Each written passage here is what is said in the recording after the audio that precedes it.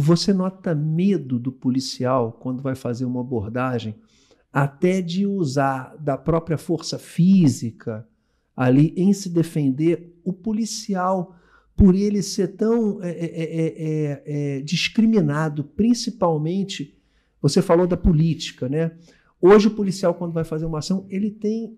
A gente viu umas imagens há uma semana, por exemplo, em São Paulo, um policial que tomou uma marretada na cabeça.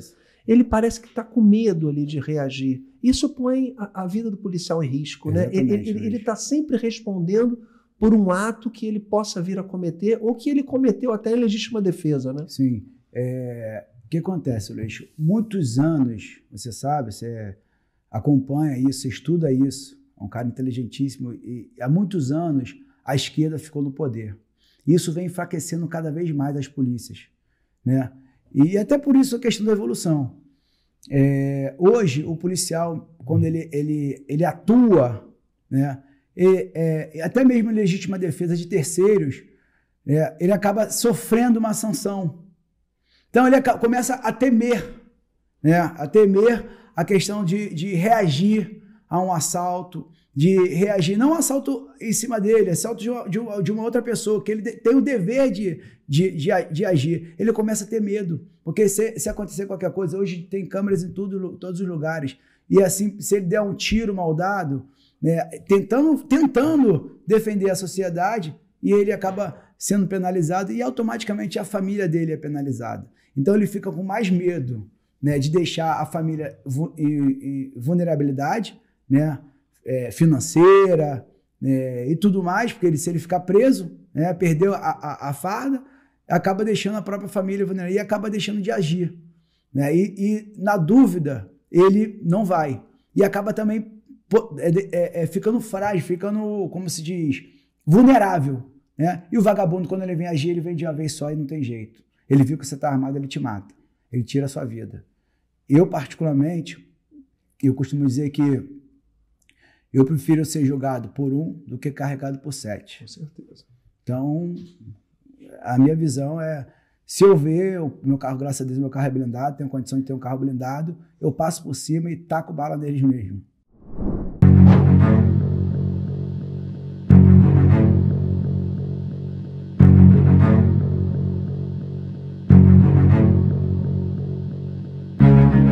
Pessoal, ontem, terça-feira, na Praça Seca, no Rio de Janeiro, no bairro de Jacarepaguá, eu tenho um carinho muito grande com a Praça Seca, porque minha mãe morou no conjunto dos bancários na Praça Seca.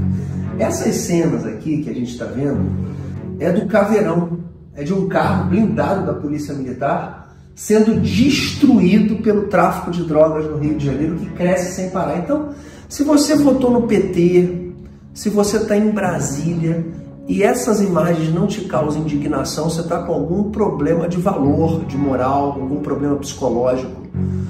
O que me passa é que as pessoas hoje que dirigem o nosso país acham que no Rio de Janeiro está perdido, é uma guerra perdida.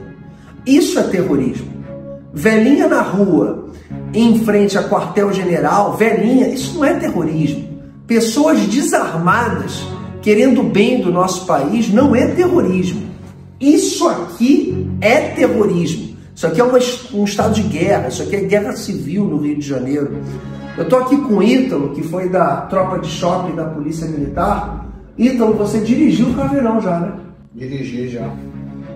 Foi quando eu me formei no batalhão de choque, em 2000. Teve um período que eu trabalhei no carro blindado da Polícia Militar, no choque, e no 22º Batalhão, lá na Maré. E qual a sua sensação, Ícaro? Hoje é dia 7, né? Hoje é quarta-feira. O comandante-geral da Polícia Militar, Luiz Henrique, e o Cláudio Castro tomando aí as atitudes necessárias. Eles estão muito rápidos aí, tudo, a Praça Seca já está ocupada. Mas você vendo seus amigos ali, praticamente um risco de vida eminente o tempo todo. O Caveirão está perdido. O que você sente vendo essas imagens, Ítalo? A polícia perdeu a guerra, aí? Não, a polícia não perdeu a guerra. Só que acho que tem que ter uma... A polícia não, é o Estado, né? Desculpa, não vou falar só da polícia. Acho que tem que ter uma união geral, governo federal, Estado, população do bem. a favor do bem, né?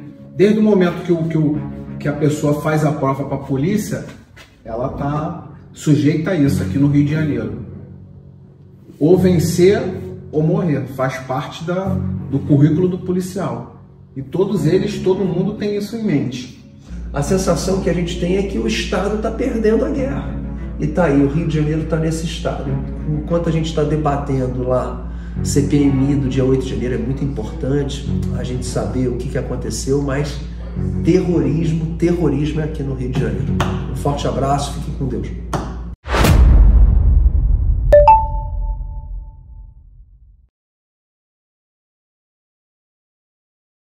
Durante o governo Bolsonaro, agora você está ensinando as pessoas a investirem, né?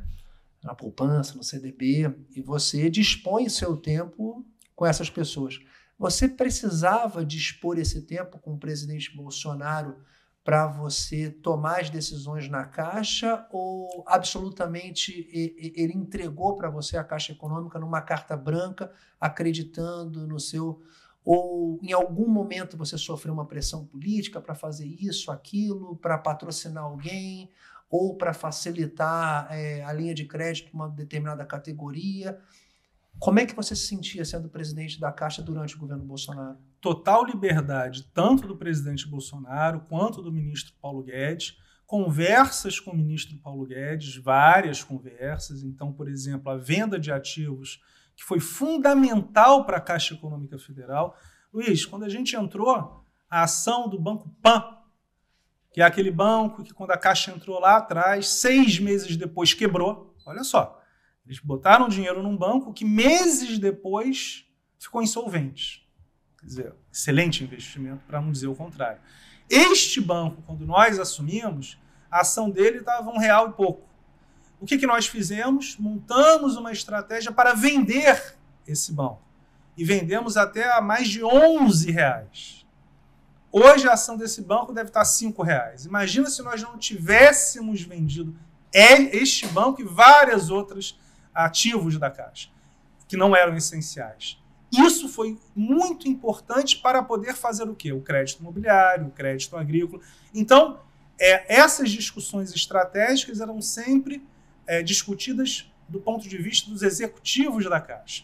Aonde que a gente conversou muito, tanto com o presidente quanto com o ministro Paulo Guedes, no momento do pagamento do auxílio emergencial. Então, políticas sociais relevantes e estratégicas, do ponto de vista estratégico de conversa, se falava. Do ponto de vista operacional, nunca, porque isso era uma responsabilidade dos executivos. Inclusive, muito importante a sua pergunta, todos os atos de gestão eram assinados por todos os executivos. Então, tudo que eu fiz, sempre documentado e assinado por pelo menos mais 10 CPFs.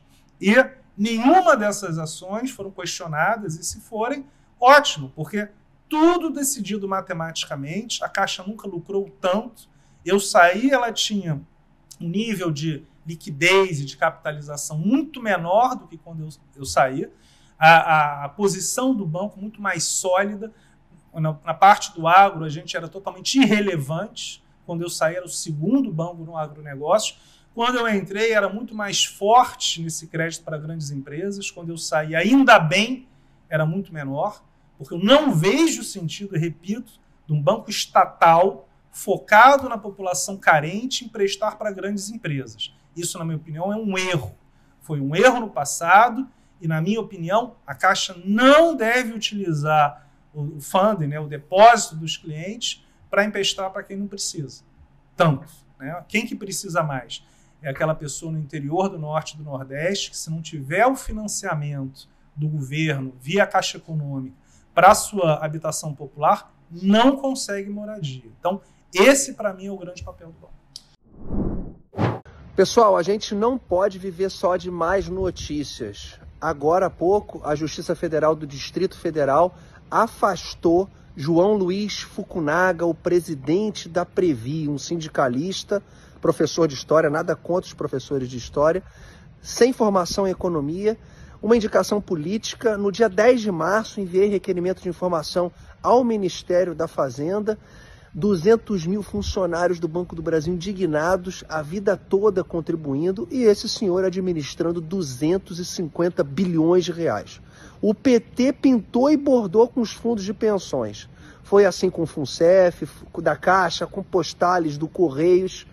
E hoje, parabéns à Justiça Federal de Brasília, que acaba de afastar o senhor João Luiz Fukunaga, petista de carteirinha e que estava pondo em risco a vida inteira de contribuição dos 200 mil funcionários do Banco do Brasil.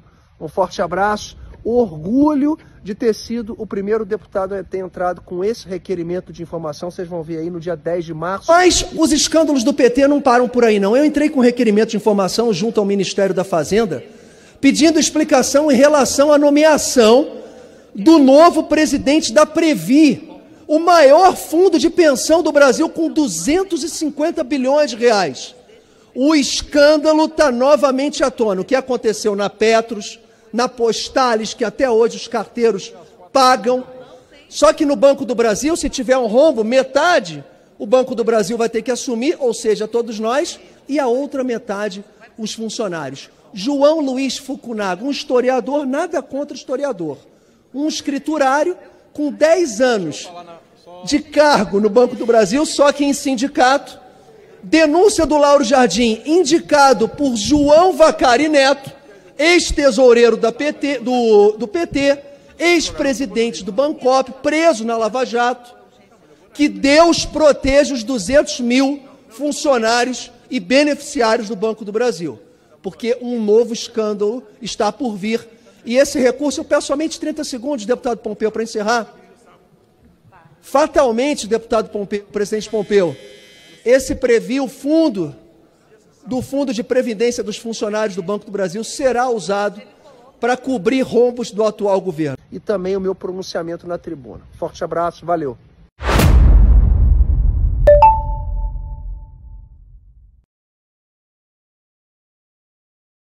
Ontem foi um dia triste para a Câmara dos Deputados. Ontem foi um dia também que o governo teve um banho de realidade. O Palácio do Planalto não esperava que a sua representatividade nessa casa fosse tão pequena. Vimos um teatro que teve como ator principal o relator do projeto de lei 2630. Tivemos um ator coadjuvante, o presidente dessa casa, o deputado federal Arthur Lira.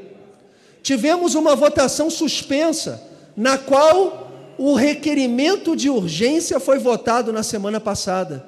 Só se aprova um requerimento de urgência quando o deputado relator tem a certeza de que o seu projeto está redondinho, está feito. E ontem a gente viu uma encenação aqui. Eu gostaria de acreditar que ela não foi tramada, porque a gente teve notícia vinda do G1, do ranking dos políticos, que o presidente Arthur Lira se reuniu com o atual presidente Lula, horas antes da eleição. E foi noticiado que o presidente Lula autorizou a sua equipe a liberar 10 bilhões de emenda para os deputados da sua base. E eu quero parabenizar aqui os deputados que não se venderam. Orgulho para o Brasil. No site da TV Câmara foi feita uma enquete. 85% dos brasileiros eram contra o PL. E eu olhei aqui para o presidente Arthur Lira, aqui de baixo. Essa casa é feita de maneira errada. Ela deveria ser igual à casa do Reino Unido, onde o presidente está no mesmo nível dos outros deputados. E eu falava assim: presidente, o senhor não foi justo. O senhor não foi justo. E ele olhou para mim e falou: Luiz, você fala o que eu quiser. Graças a Deus eu falo o que eu quiser. O Ministério da Justiça, junto com o governo e junto com o Supremo Tribunal Federal, estão esquincalhando, esculachando as pessoas e as entidades privadas que são contra o projeto de lei. Presidente Gilberto, a Rede Globo fez no Fantástico domingo uma matéria de 20 minutos falando bem do projeto de lei. Em apenas uma frase o Google falou: esse projeto não é saudável para a internet livre no Brasil. E foi multado pelo senhor Vadir Damus, o mesmo deputado que na legislatura, há 2 legislaturas, fez a seguinte declaração: precisamos fechar o Supremo Tribunal Federal. O PT se comporta igual a China, igual a Rússia, Bielorrússia, Indonésia, Azerbaijão, Bahrein, Cuba, Irã e Paquistão. Países também que cercearam o Google. Aqui nós prezamos a liberdade e vamos com ela até o final. Obrigado, presidente Gilberto.